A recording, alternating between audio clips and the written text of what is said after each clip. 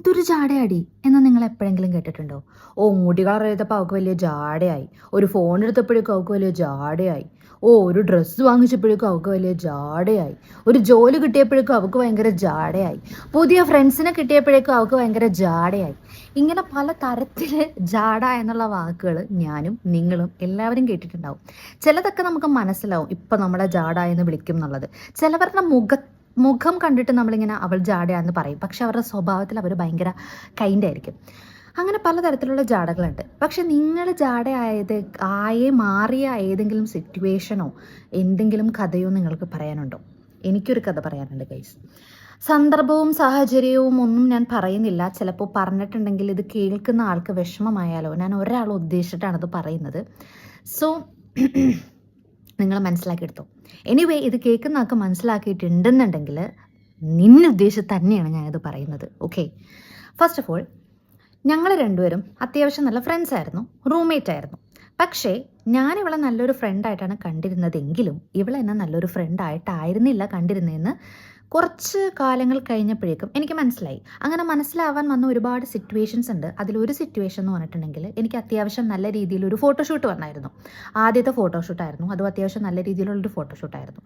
അത് ചെയ്ത് വന്നപ്പോൾ ഒട്ടുമിക്ക ആളുകൾ എന്താ പറയുക, എൻ്റെ മുമ്പ് പഠിച്ചിരുന്നവരും അങ്ങനെ എല്ലാവരും കമൻ്റ് ഇടുക, റിപ്ലൈ തരാം, സ്റ്റോറിക്ക് റിപ്ലൈ തരാം, കമൻ്റ് ഇടുക, ലൈക്ക് ചെയ്യുക, അങ്ങനെ അത്യാവശ്യം നല്ല പ്രോത്സാഹനങ്ങളൊക്കെ കിട്ടിയിട്ടുണ്ടായിരുന്നു.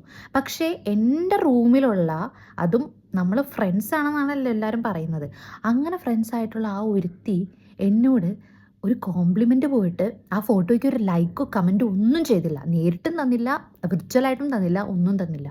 അപ്പം ഞാൻ വിചാരിച്ചു അതെന്താ എന്ന് ഞാൻ ഇങ്ങനെ വിചാരിച്ചു. പക്ഷെ ഞാൻ ചോദിച്ചൊന്നുമില്ല. അതുപോലെ ഒരുപാട് സിറ്റുവേഷൻ ഉണ്ടായിട്ടുണ്ട്. ഇപ്പം ഞാൻ എൻ്റെ ഫ്രണ്ട്സിൻ്റെ ഒപ്പം, വേറെ ഫ്രണ്ട്സിൻ്റെ ഒപ്പം പുറത്തൊക്കെ പോയിട്ട്, അതായത് എന്തെങ്കിലും ട്രിപ്പ് പോയിട്ട് വരികയാണെന്നുണ്ടെങ്കിൽ നമുക്ക് ഇപ്പം നമ്മൾ വീട്ടിലാണെങ്കിൽ കയറി വരുമ്പോൾ നമ്മൾ അമ്മനോട് കഥകൾ പറയും. അതുപോലെ തന്നെ ഞാൻ എൻ്റെ റൂമിലോട്ട് കയറി വരുമ്പോൾ റൂംമേറ്റിനോടായിരിക്കും നമ്മൾ ഒട്ടുമിക്ക കഥകളും പറയുന്നത്.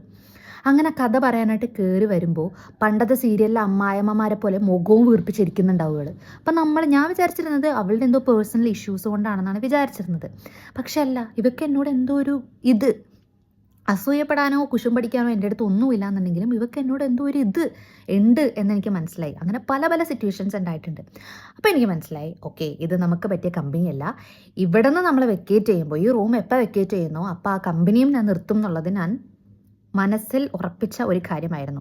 അതുപോലെ തന്നെ ആ കമ്പനി നിർത്തുന്നതിന് മുമ്പ് അവൾ എന്നെക്കുറിച്ച് പറഞ്ഞു കിടന്ന പല കാര്യങ്ങളും ഞാൻ അറിഞ്ഞായിരുന്നു. അവളുടെ മറ്റ് ഫ്രണ്ട്സിൻ്റെ അടുത്തും അല്ലാത്തടത്തും ഒക്കെ കുറേ കാര്യങ്ങളൊക്കെ ഇങ്ങനെ ഉള്ളതും ഇല്ലാത്തതും ഉള്ളതിങ്ങനെ കൂട്ടിപ്പറയലും എല്ലാം ഉണ്ടായിരുന്നു. നമ്മൾ വിശ്വസിച്ച് പറയുന്ന ചില കാര്യങ്ങളൊക്കെ കൂട്ടി അവൾ ഓക്കെ.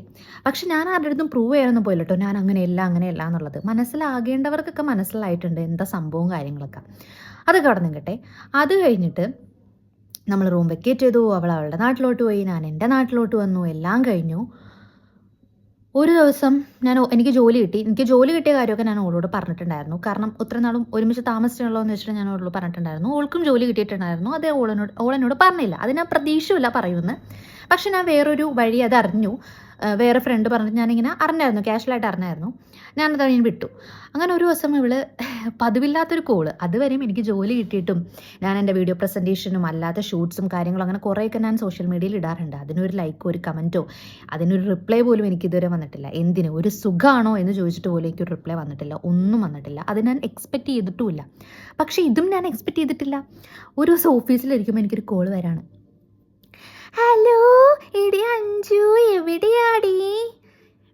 ഇങ്ങനെയുള്ളവരുടെ സ്വഭാവം എന്താന്ന് വെച്ചിട്ടുണ്ടെന്നുണ്ടെങ്കിൽ ഈ സാഹചര്യത്തിനൊത്ത് സ്വഭാവം മാറാൻ പറ്റും.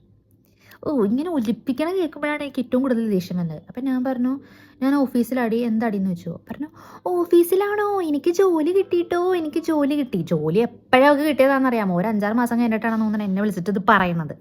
അപ്പം ഞാൻ പറഞ്ഞു, ഞാൻ അറിഞ്ഞായിരുന്നു എന്ന് പറഞ്ഞു.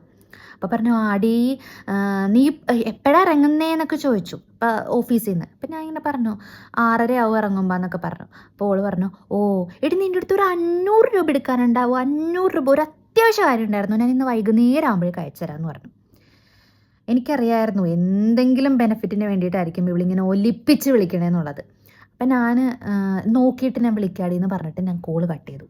ഞാൻ വിളിച്ചില്ല. പൈസ ഉണ്ടായിട്ടും ഞാൻ കൊടുത്തുമില്ല.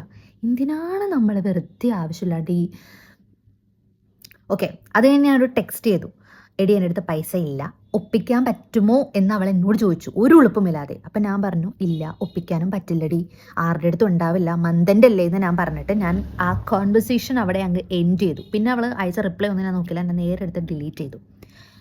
അപ്പോൾ അവൾ അവിടെ എല്ലാവരോടും പറഞ്ഞു നടന്നു, ഞാൻ ജാടയാണ്, എനിക്ക് ജോലി കിട്ടിയപ്പോൾ ഞാൻ ജാടയായി എന്നുള്ളത്. ചില സമയത്ത് നമ്മൾ ജാടാന്ന് വിളിക്കുന്നത് നല്ലതൊക്കെയാണ് കേട്ടോ, ഇങ്ങനെയുള്ളൊരു സിറ്റുവേഷനൊക്കെ ആണെന്നുണ്ടെങ്കിൽ.